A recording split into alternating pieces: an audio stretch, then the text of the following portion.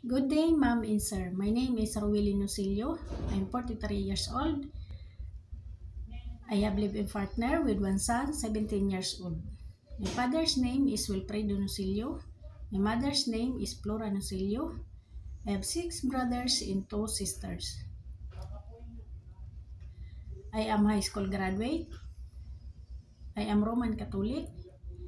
I have 4 years experience as a domestic helper. My latest employer is in Qatar. I worked there from June 2021 to July 2023.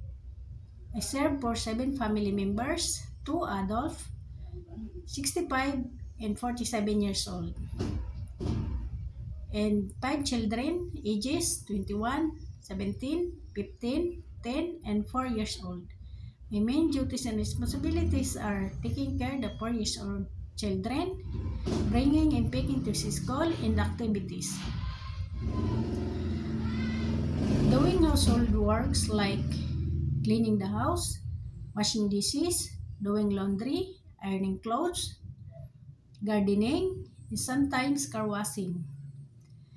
My second employer is in Jordan.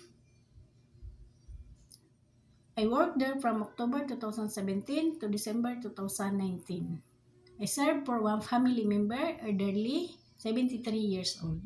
My main duties and responsibilities are assist them to give medicine every day and doing household works like cleaning the house, washing dishes, doing laundry, ironing clothes, car washing, gardening, cooking, and marketing.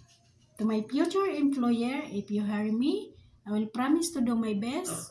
I serve your family like to serving to my own family. I am hardworking person, kindness, respectful, honest,